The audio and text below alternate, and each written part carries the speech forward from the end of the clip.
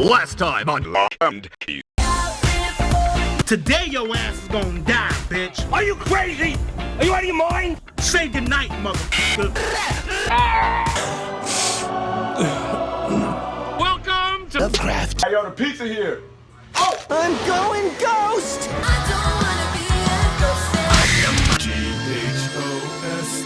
I'm a demon, and I'm here to Fuck you. And I'm going to go from a power bottom to a top. You may not agree with trans people and think that they're still a boy or still a girl, which that's how I think. Instead of fixing me, you broke me! You broke me!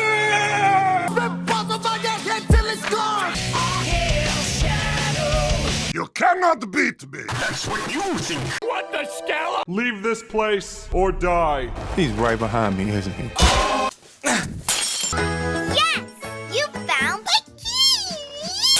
Welcome back, everyone, to the second part of the incredibly gripping saga of Locke and Key reviews. We ended last with Volume 3, Crown of Shadows, and now we're on Volume 4, Keys to the Kingdom. This first issue is pretty good. The whole issue is formatted to have only 4 panels on each page, with a background panel to use for emphasis. It switches from the usual way we see to the perspective of Bode. You can tell it's from Bode's perspective because Gabriel Rodriguez changes to a more cartoonish Calvin and Hobbes type art style. The similarities to Calvin and Hobbes isn't just in presentation, but the pages themselves feel very much like a short, satirical comic strip in the newspaper. You even see Bode reading Yukon Ho in the next issue. In this issue, though, we get right into the discovery of a new key, the animal key. This unlocks a door that, when passed through, turns you into your spirit animal, I guess. Bode discovers it first, turning into a little sparrow, then Dodge quickly follows, turning into a ravenous wolf. In his wolf form, he attacks Ty and Kinsey once again. Bode and his big flock of fellow sparrows come and fight him off, and the other savage dogs in his pack.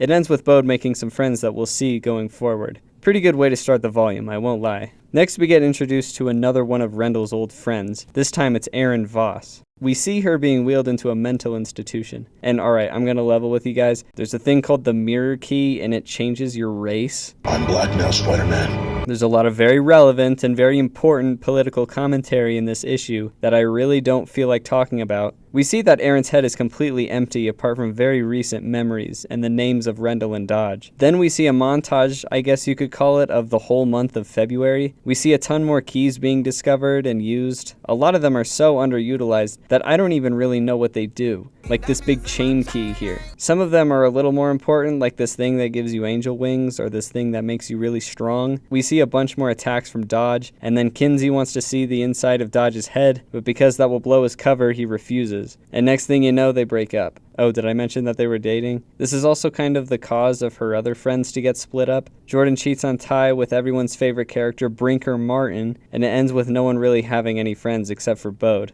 who's friends with this one kid who gets pushed in front of a bus next volume. Wait, what? Alright, mark this one down as one of my favorite issues from any comic book series ever. Keys to the Kingdom, Chapter 4, Casualties. Because this one's all about Rufus. Rufus!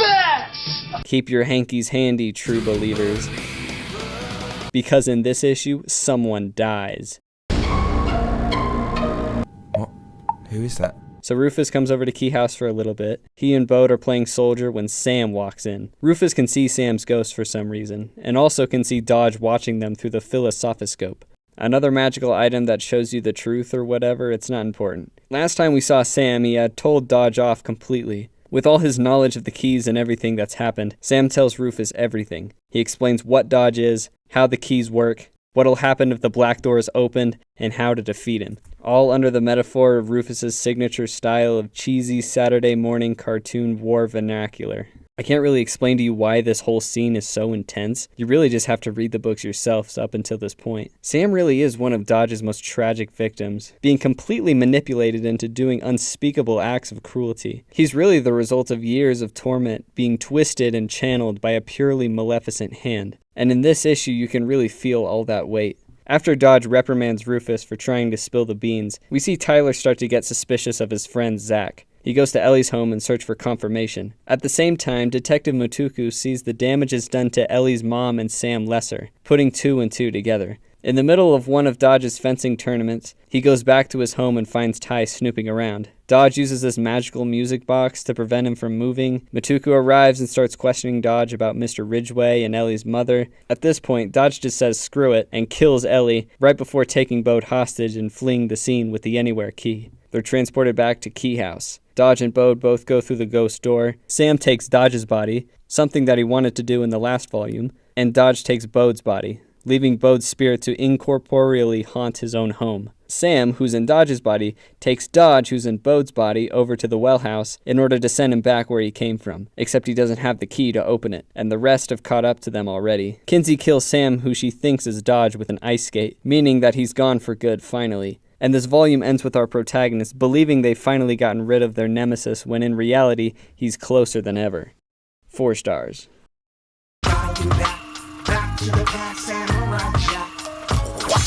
Volume 5 is when we finally learn all about the past, when Key House's biggest secrets are finally revealed. We see Dodge, who is now in Bode's body, sneaking around, looking for the Omega Key. He accidentally drops the bottle that the little gremlins that represent Kinsey's fears and tears were locked away in. They get out and climb their way into Tyler's head. This causes him to go hysterical because of the death and pain that's haunted his life for the past year almost. He tries to burn the whole house down, including toppling over this grandfather clock that we've always seen in the background but never actually acknowledged. They put a stop to Ty's attempted arson and take out the little monsters running amok in his head, and we finally see where the Omega Key was hidden. Now Dodge finally has what he's been ruthlessly killing for, as well as discovering the Time Shift Key. With the Time Shift Key, one can see the past, but confined only to Key House and before the year 2000. Ty and Kinsey use it to finally learn how the Black Door was discovered, how the keys were created, and what actually happened to their dad so long ago. We first go back to 1775 with Benjamin Locke and her sister Miranda. Their parents were hanged for providing weapons to the Yankees during the Revolutionary War. Now the rebels live in the Drowning Cave, in hiding from the British, who have completely seized the whole property. We learn about how the Black Door was opened, how when one man peered through, his soul was host to what they call a devil. This man had murdered several of the other men and almost killed Benjamin. We learn that when one of these devils goes through the door without possessing anyone, it turns into a lifeless lump of metal called Whispering Iron, which was used to create the magical lock and key to keep the door shut, aka the Omega Key. This Whispering Iron was used to make all of the magical artifacts that we know today. We also see Rendell and his friends making use of the many keys and other items that litter Key House. Rendell and his friends are in their senior year, meaning that it might be the last time they see each other or use these amazing keys. They decide to open the Black Door once again, take a piece of Whispering Iron, and make a key that will make them be loved by everyone for the rest of their lives. But of course something goes wrong. Duncan comes and distracts them as they try to open the door. It's here we see Dodge be turned into the monster that we've always known him to be. We see Dodge mercilessly enact his evil plot to open the Black Door and let more demons through. We also see him make his backup plan. He took a memory of him with the Gender Key and the Echo Key, put it in a jar and left it for Ellie to find later, allowing an echo of himself to roam free if he ever dies. We also see him take the thoughts out of Erin's head, like how we see her in the present. After an intense final confrontation with Dodge, leading to his death as well as the death of 2 of Rendell's friends who we've never met, Mark Cho and Tim Topher, Rendell and Ellie are the ones to leave unscathed. We see Rendell throw the head key into the river, where Bode found it at the end of Volume 1, and that all along the lure on Ty's hat is a piece of Whispering Iron that his dad left for him. It was really nice getting to see this mystery be unfolded after so long of just bits and pieces. Everything feels consistent with what's already been shown, and revealing this stuff through the lens of Ty and Kinsey seeing into the past feels so much more satisfying than someone just telling them through a flashback. Yeah, Volume 5 is amazing. I wish I could include every nuanced detail of the story, but I don't want this video to just be story time with Biggie Bobo, okay? Who do I look like, Grand Bear? It's a TLDR, and if you think it's interesting despite the awful editing and voiceover, then you should definitely read it and enjoy all the little nuggets that I intentionally left out. 5 stars.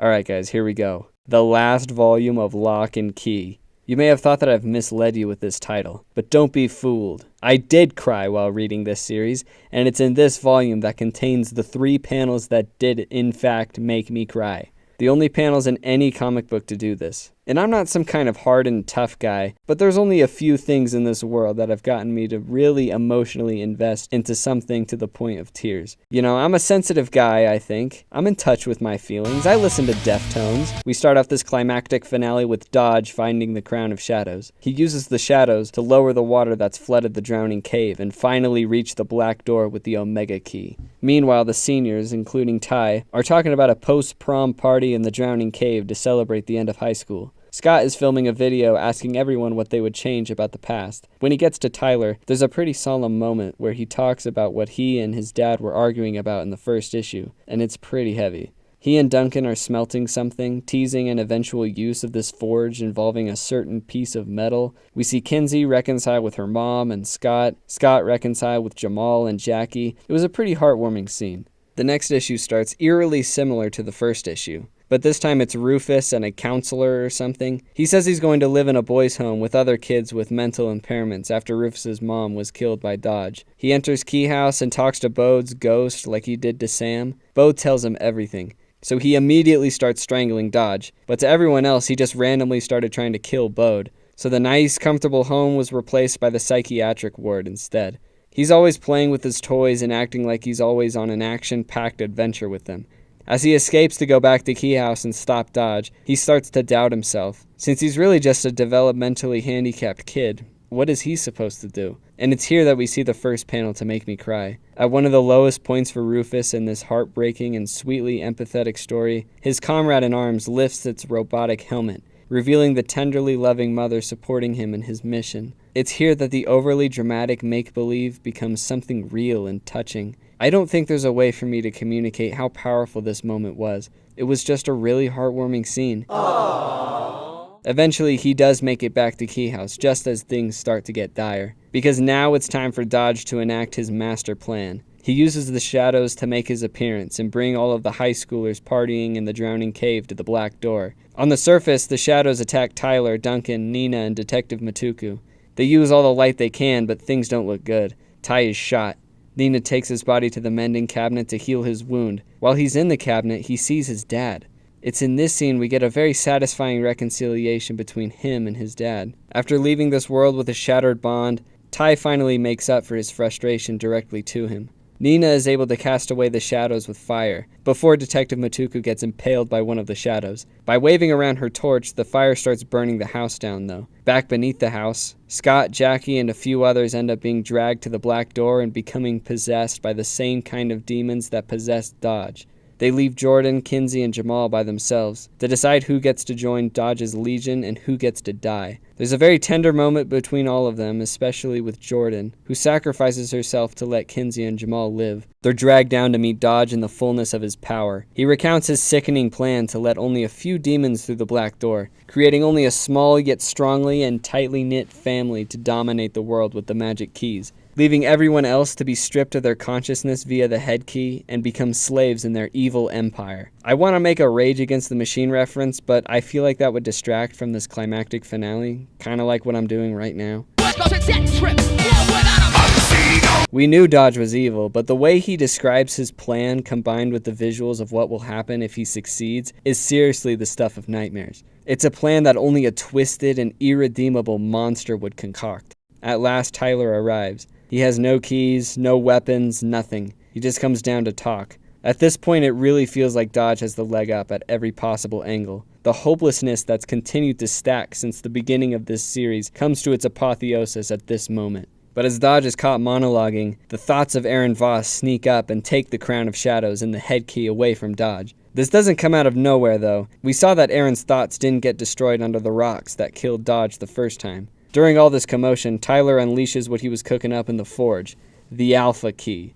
It creates a keyhole over the heart, and once unlocked, the demon possessing the soul separates from the host, turning back into Whispering Iron. Only the Whispering Iron basically becomes their blood, killing them in the process of saving them. Dodge quickly leaves through the secret ladder. Ty tries to chase up to him before being grabbed by the real hero of this story, Rufus. He takes Dodge to the well house, opens the door, and the echo of Luke Caravaggio disappears. Except now, Bode's body has no soul attached to it, and he's cremated before his spirit can go and possess it again. We see the family at Bode's funeral, weeks after everything went down, and Key House has been completely burned to the ground. There are many more funerals for all the students who tragically died, including Jordan. We finally get to meet Jordan's father, who she's been complaining about for the whole series, basically. We learn that her motorcycle didn't even belong to her, which is very fitting. Her father clearly didn't know his own daughter, making Tyler stealing the motorcycle very cathartic. Here we get the second panel to make me cry. We see Jordan and Ty riding together one last time. It was this moment when I realized that Tyler's love for Jordan was not some superficial, low-stakes high school crush. I was thinking for the whole time I was reading this that Tyler only liked Jordan because of her looks, choosing to ignore her very loud flaws. You see, Jordan didn't think she deserved to be loved by someone as upstanding as Tyler Locke, and she continually pushed him away, but he kept coming back. He saw past her flaws, and loved her despite them till the very end. And this is the panel that shows that unconditional love so plainly. So Bode's spirit still haunts the property, and you know how he was able to transform into a sparrow using the animal key? Well, a sparrow comes along and goes through the smoldering remnants of the ghost door, leaving a bird's empty husk for Bode to inhabit. Bode, now in the body of a sparrow, gets Ty to open the animal door, and when the sparrow goes in, Bode comes out. Quite a clever way to bring Bode back, I must say. Next is another super emotional scene. Tyler comes back to the well house. He summons another echo of Dodge. They fight a little, but after the struggle, Dodge is finally free from his demon as well. Ty tenderly holds Dodge as his body gets filled with scalding hot metal. Contrary to the intense agony of one's soul being cleansed, the relief in his eyes tells us that this is the most euphoric moment since slipping his hand into the black door all those years ago. Hearing someone who was so unspeakably evil for the whole time we've known him lament his guilt and apologize so sincerely was one of the most touching scenes I've ever had the pleasure of experiencing. Tyler carries Dodge out of the well house, freeing his soul from any more echoes, leaving him to finally rest in peace. While Ty is still here in the well house, he summons an echo of his dad. And here we go, the third panel to make me tear up. After such a dreadful journey of death and sorrow, it's here, in this moment when we see this trial of pain transform into a memory of self-acceptance and growth. Their relationship was nurtured by regret and forgiveness over the course of these 37 issues. And it's in this one shot of Rendell Locke sitting on the edge of an old well where it's all communicated. Fluff, this series is so good. I can't stress enough how badly I told this story. You need to read Locke and Key yourself. Or else. This ending only worked so well because everything leading up to it was so well set up. It was so sweet seeing our characters grow in such natural and realistic ways over the course of this series. I cannot praise it enough. I especially liked the way the Alpha Key works. It was really important that the series ends with a way of saving our characters from being possessed by demons forever. But having them die in the process of salvation made it so that there was still consequence to that happening. The series has little clever bits, as Warren Ellis calls them, in basically every page. If I had to say something I didn't like, it would be that in Volume 4, the quantity of keys increased to a completely unnecessary degree. Most of the keys introduced in Volume 4 were barely ever used, and it made the reveal of keys way less exciting from that point on. It's almost like the value of the keys were inflated by the end of Volume 4. Besides that, I give Locke and Key Alpha and Omega 5 out of 5 stars. And for the series itself, I always thought of Locke and Key as a 4-star, leaning toward 5-star series. But after reading through these books again for this video, I really can't justify skipping out this series with just a 4-star rating. It's near flawless from beginning to end. I would give the prestigious 5-star rating to only 3 other series that I've read personally. It was created when a drunk old man forced himself on a stray female dog. Hey, yo! Normally I don't do an outro. I just flash subscribe or die to a stupid song or audio clip, but this time I'd like to thank you for watching this 2-part series. I was feeling kind of self-conscious about the quality of my videos while I was editing the last one, so it means a lot to me for sticking around to the end. Thank you for watching my silly video. Subscribe or die. I